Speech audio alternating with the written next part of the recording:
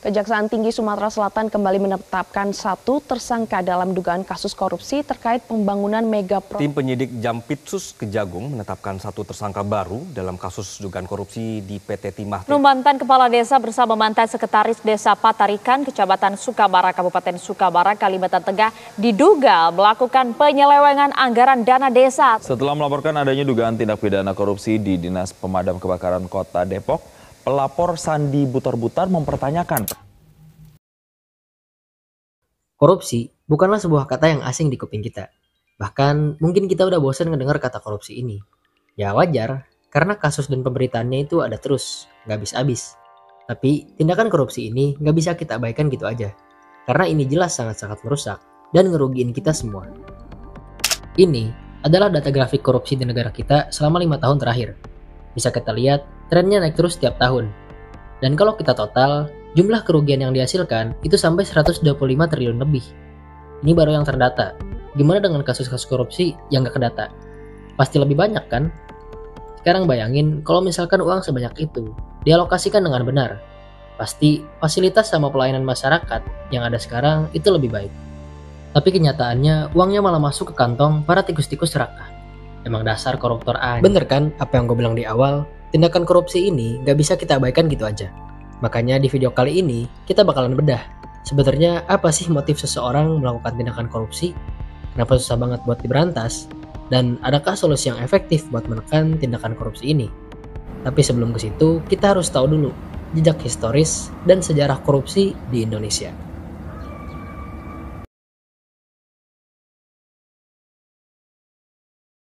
Ketika belajar sejarah di sekolah, kita dijelasin kalau dulu waktu zaman kolonial Belanda, ada yang namanya kerja paksa. Kaum pribumi dipaksa bikin jalan dari Anyer di ujung barat Pulau Jawa sampai ke Panarukan yang ada di ujung timur, tanpa dibayar sepeser pun. Hingga pada waktu itu banyak pekerja yang gugur karena mati kelaparan. Sadis kan? Tapi belakangan banyak sejarawan yang menentang cerita ini. Herman Willem Dendels, selaku Jenderal Hindia Belanda pada waktu itu, sebenarnya memberikan upah kepada para pekerja yang disalurkan lewat para bupati. Sampai sekarang pun, dokumen yang mencatat tentang pembagian upah itu masih ada. Tapi catatannya berhenti sampai di situ. Gak ada catatan yang menjelasin pemberian upah dari para bupati kepada para pekerja. Ya bisa disimpulkan, kemungkinan besar uangnya itu dikorupsi. Dan kalau ini benar, berarti dari dulu pejabat di negara kita itu emang ngeselin ya. Beralih ke masa Orde Baru, ada sebuah istilah yang populer banget. Bahkan terdengar familiar sampai sekarang. KKN. Korupsi, kolusi, dan nepotisme. Pemerintahan Indonesia pada waktu itu emang terkenal bobrok banget, terutama disebabkan oleh tindakan KKN ini. Hingga pada tahun 98, para mahasiswa turun ke jalan dan berhasil ngelengserin Bapak Soeharto selaku Presiden RI pada waktu itu. Tapi, walaupun pemerintahannya udah ganti, nyatanya tindakan KKN ini masih terjadi di pemerintahan pada saat ini. Dan bisa dibilang udah menjadi sebuah tradisi. Ya, kalian tau lah. Tapi, sekarang gue bakal sebutin satu fakta yang mungkin gak enak buat didengar sama sebagian orang. Bahwasanya, pemimpin adalah cerminan rakyat, dan rakyat adalah cerminan dari seorang pemimpin. Jadi, kalau pemimpinnya korup, kemungkinan besar rakyatnya juga korup. Truk tangki minyak mengalami kecelakaan hingga terguling di Jalan Raya Desa Canggu, Kecamatan Cetis, Mojokerto, Jawa Timur pada Senin 12 Agustus 2024. Truk yang dikendarai oleh Bibit Purwanto, warga desa Cileng, Magetan ini mengangkut 7.200 ton minyak goreng. Akibat kejadian ini, minyak goreng pun tumpah ke jalan raya. Bahkan tumpahan minyak curah itu sampai di depan rumah warga. Warga pun tampak ramai mengambil tumpahan minyak tersebut dan membawanya pulang. Mereka membawa wadah seadanya guna membawa pulang minyak. Sementara itu, gimana? Setuju gak sama pendapat gue? Untuk itu, kita harus tahu apa yang jadi penyebab korupsi dan kenapa korupsi ini susah banget buat diberantas.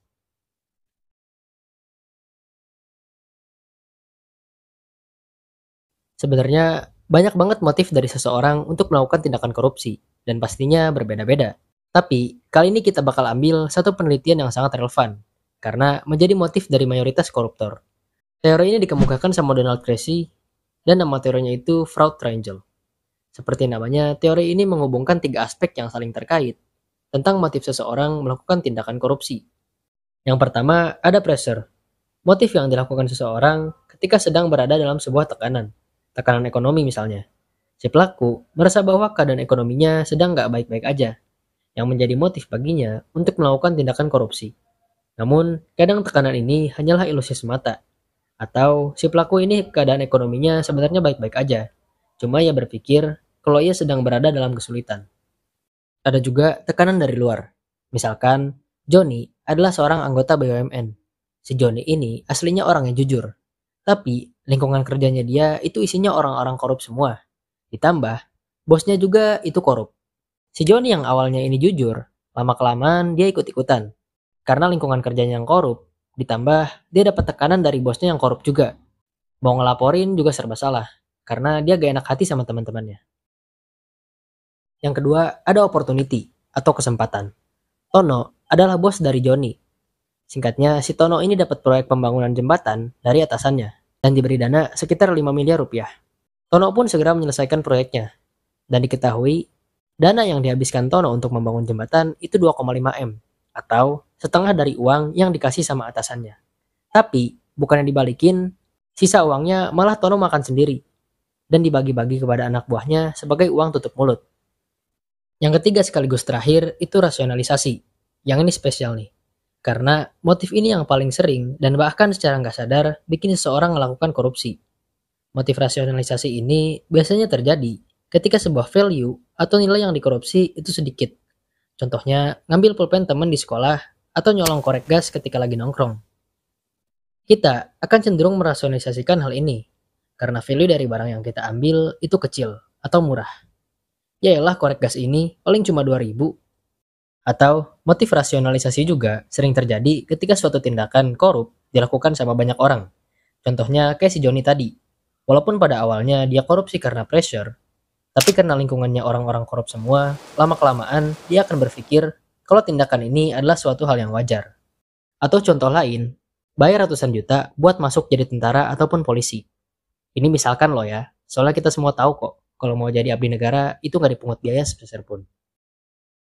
Itulah dia motif bagi mayoritas orang melakukan tindakan korupsi, yang ternyata sederhana dan relevan sama kehidupan kita sehari-hari. Tapi walaupun motif awalnya sederhana, tindakan korupsi ini susah banget buat diberantas. Seperti contoh kasus si Joni sama si Tono tadi, di mana ketiga aspek Flood Triangle saling berkesinambungan, yang menciptakan sistem korupsi yang rapih dan terorganisir, yang nantinya melekat pada masyarakat dan menjadi sebuah budaya. Kalau udah kayak gini kan susah ya?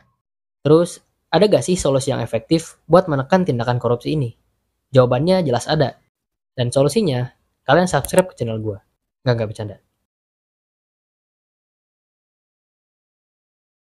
Kita nggak akan bahas dulu masalah sistem atau sanksi apa yang dikasih kepada koruptor.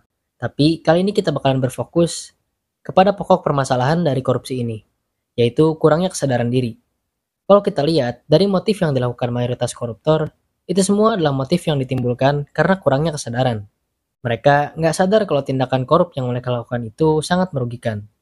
Mereka nggak sadar sekecil apapun tindakan korupsi, dampaknya bisa parah. Mereka nggak sadar tindakan korupsi yang awalnya sedikit, lama-kelamaan berkembang dan menjadi bukit. Untuk itu, langkah awal yang harus kita ambil untuk memberantas tindakan korupsi adalah dengan memiliki kesadaran diri dan selalu menanamkan nilai-nilai moral di kehidupan kita sehari-hari, yang nantinya kita tularkan ke generasi setelah kita, karena mereka lah yang menjadi penentu bagi korup atau tidakkah bangsa kita di masa depan.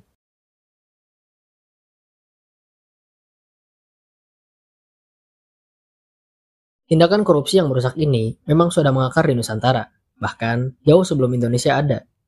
Walaupun motif awalnya sederhana, namun dampak yang diberikan korupsi ini sangat-sangat merusak.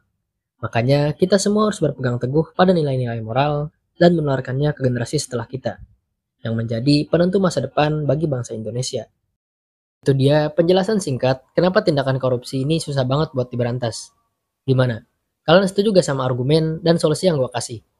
Oh ya, gue juga penasaran sama pendapat kalian tentang korupsi dan solusi apa yang menurut kalian paling tepat buat memberantas para koruptor ini. Terakhir, kalau kalian suka sama konten kayak gini, gak usah mikir-mikir buat klik tombol yang warna merah. Dan terima kasih udah menyimak sampai habis.